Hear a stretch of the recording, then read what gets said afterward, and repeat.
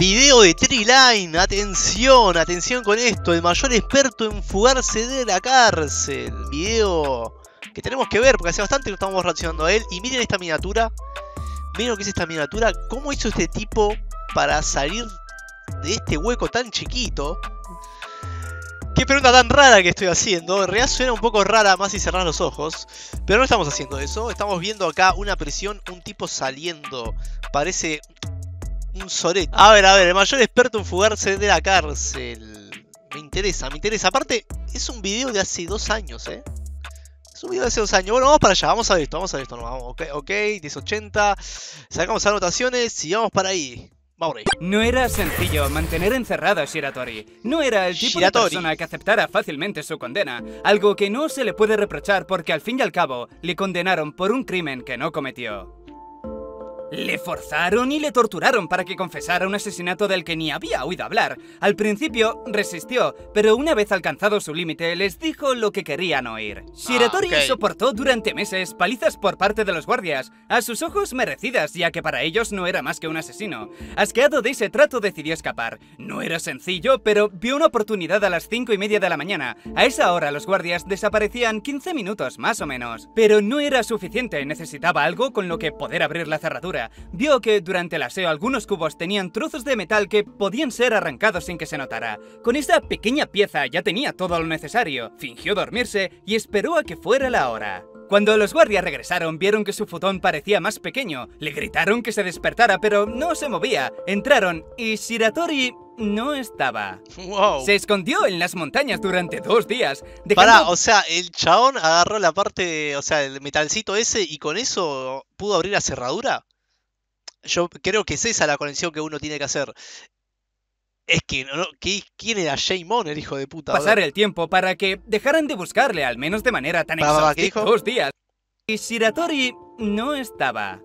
Se escondió en las montañas durante 2 días, dejando pasar el tiempo para que dejaran de buscarle, al menos de manera tan exhaustiva. Al tercero, no se sabe muy bien por qué intentó robar material de un hospital, quizá lo necesitaba para él, pero no era tan buen ladrón como escapista. Le pillaron enseguida y volvieron a meterle en una celda en otra prisión. Ahora condenado a cadena perpetua por haberse fugado. Pero debido a que ya no recibía palizas ni le torturaban, no intentó escaparse durante los siguientes 6 años.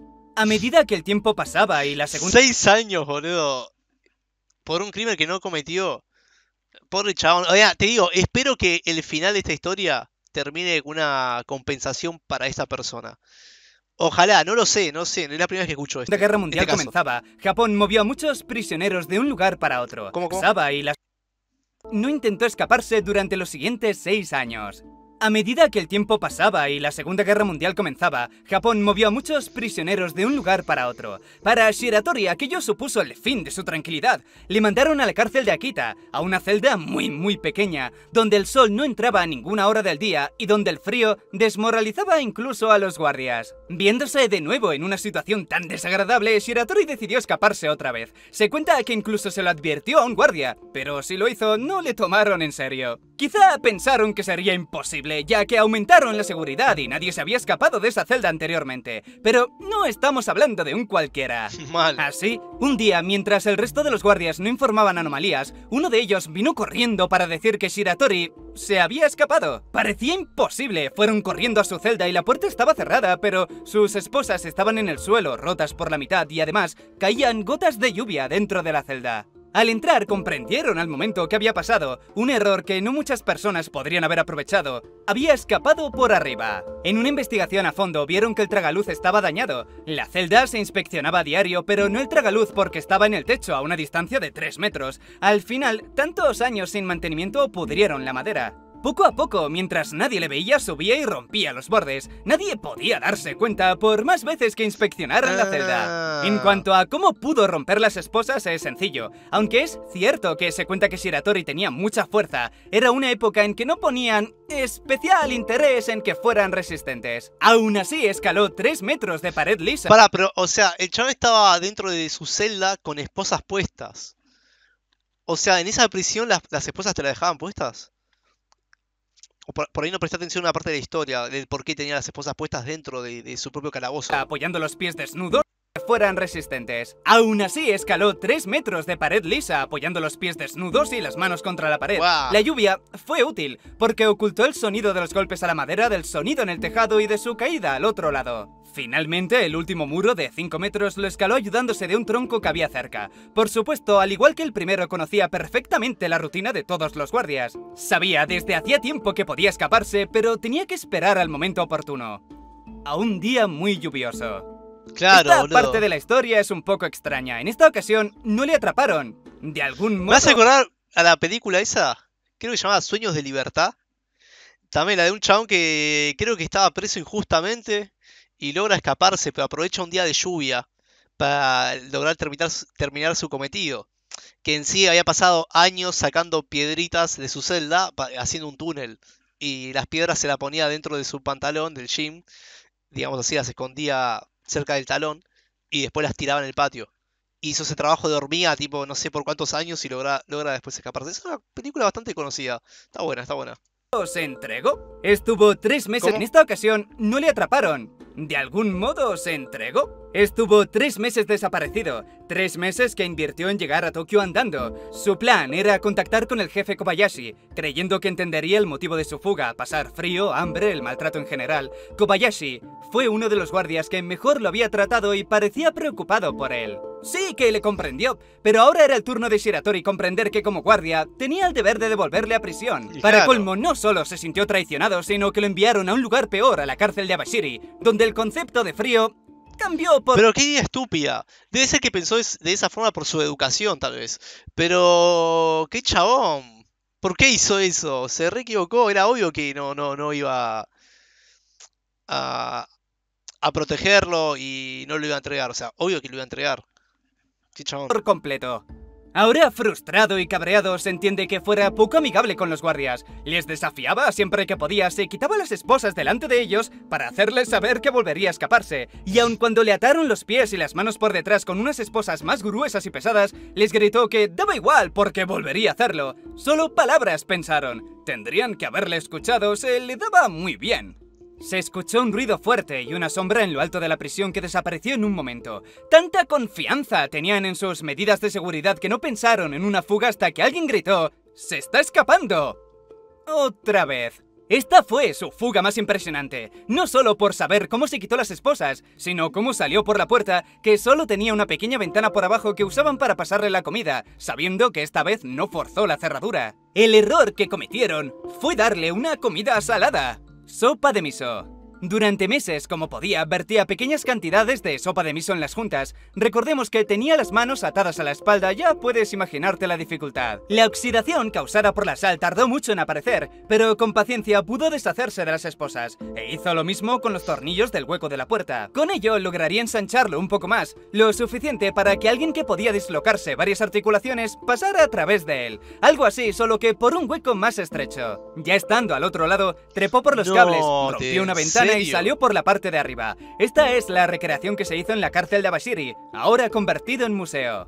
Libre, sí, pero rodeado de montañas, animales salvajes y frío. Los guardias estaban convencidos de que Shiratori moriría, ya fuera por el frío o por los animales, no aguantaría. Un año de silencio sin tener... Un año pasó. Chabón, es una historia fantástica.